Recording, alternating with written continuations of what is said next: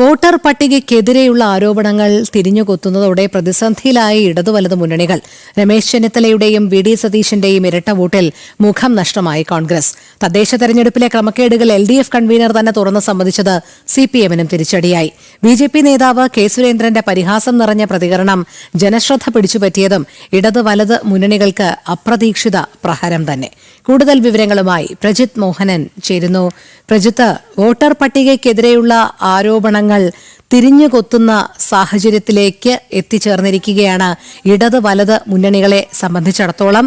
രാഷ്ട്രീയ ആരോപണവുമായി അവർ ബി.ജെ.പിക്കെതിരെ ഒത്തുചേർന്നെങ്കിലും ഇപ്പോൾ അവരുടെ തന്നെ പ്രവർത്തകരും അതോടൊപ്പം നേതാക്കളുമൊക്കെ ഈ ഇരട്ട വോട്ടും വോട്ടർ പട്ടിക ക്രമക്കേടുമായി ബന്ധപ്പെട്ടൊക്കെ ആരോപണ വിധേയരാണ് എന്നതിനുള്ള കൂടുതൽ തെളിവുകൾ ഇങ്ങനെ പൊതുസമൂഹത്തിന് മുന്നിലേക്ക് വരുമ്പോൾ സ്വയം പരിഹാസ്യരായി മാറുന്നൊരു കാഴ്ച കൂടിയല്ലേ കാണാൻ സാധിക്കുന്നത്?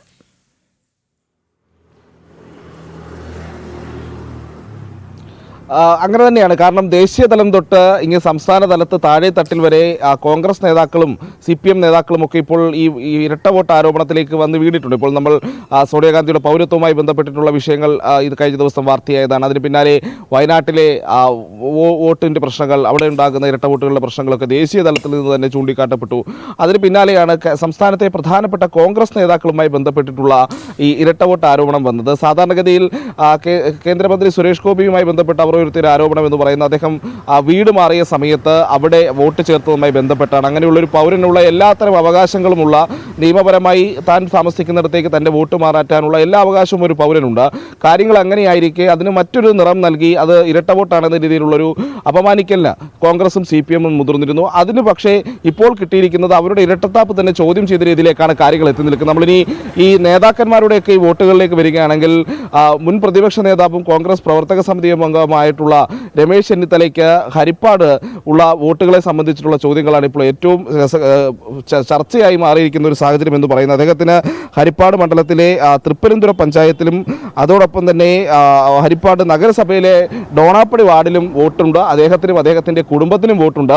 നമ്മൾ ഇതിനെപ്പറ്റിയുള്ള ചോദ്യം ചോദിച്ചപ്പോൾ അദ്ദേഹം പറഞ്ഞത് അത് ഉദ്യോഗസ്ഥരുടെ വീഴ്ചയാണ്, താൻ അത് മാറ്റാനുള്ള അപേക്ഷ നൽകിയിട്ടുണ്ട് എന്നുള്ള ഒരു ശക്തി കുറഞ്ഞ ഒരു ന്യായീകരണം മാത്രമാണ് അദ്ദേഹത്തിൻ്റെ ഭാഗത്തു നിന്നുണ്ടായത്. പ്രതിപക്ഷ നേതാവ് വി.ഡി. സതീശന്റെ കാര്യം വരുമ്പോഴും ഇതിൽ വളരെ ശ്രദ്ധേയമായിട്ടുള്ള ഒരു കാര്യമാണ്. കാരണം അദ്ദേഹത്തിൻ്റെ സതീശന് താമസിക്കുന്നത് ചെങ്ങമനാട് പഞ്ചായത്തിലെ 15ാമത്തെ വാർഡിലെ മടത്തിമൂലയിലാണ്.